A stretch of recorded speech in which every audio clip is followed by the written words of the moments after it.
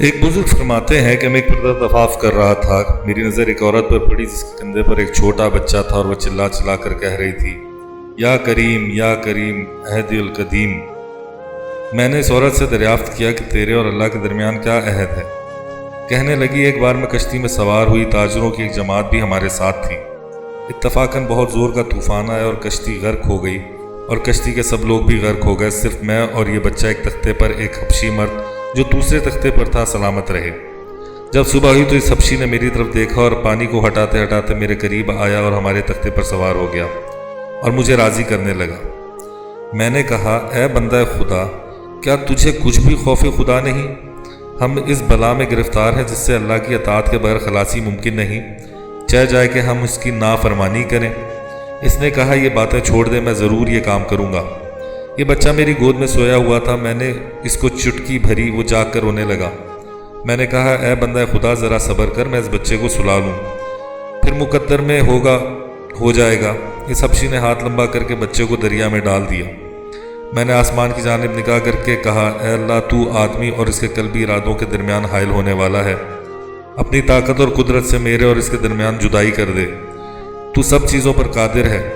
قسم ہے اللہ کی، میں ابھی ان کلمات کو پورا بھی نہ کر چکی تھی کہ ایک جانور منہ کھولے ہوئے دریا سے نکلا اور اس حبشی کا نوالا کر گیا اور غوطہ لگا کر پانی کی تہہ میں چلا گیا، اور اللہ سبحانہ و تعالیٰ نے اپنی قوت سے مجھے اس سے بچا لیا۔ وہ ہر چیز پر قادر ہے۔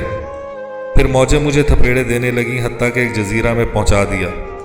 میں نے جی میں کہا، یہاں کی سبزی اور پانی پر گزارا کروں گی جب تک اللہ تعالیٰ کوئی صورت پیدا نہ کرے، وہی نجات دینے والا ہے۔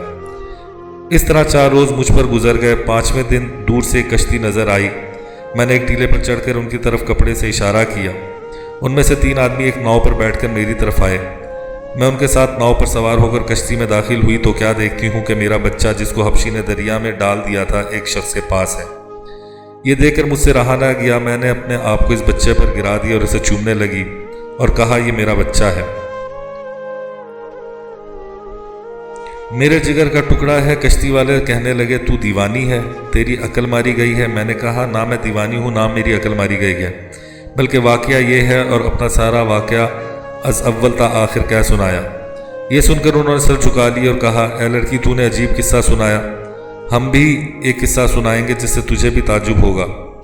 ہم موافق ہوا میں چل رہے تھے کہ ایک بڑا دریائی جانور ہمارے آڑے آیا اور سامنے آ کر کھڑا ہو گیا، اور یہ بچہ اس کی پشت پر تھا، اور ایک منادی آواز دے رہا تھا کہ اگر اس بچے کو لے کر نہ چلو گے تو تم ہلاک ہو جاؤ گے۔ چنانچہ ہم میں سے ایک آدمی اس مچھلی کی پشت پر چڑھا اور اس بچے کو لے آیا۔ اس کے کشتی پر آتے ہی وہ جانور غوطہ مار کر چلا گیا۔ ہمیں اس سے بھی اور تیرے بیان کیے ہوئے قصے سے بھی بہت تعجب ہوا، چنانچہ ان سب نے توبہ کی۔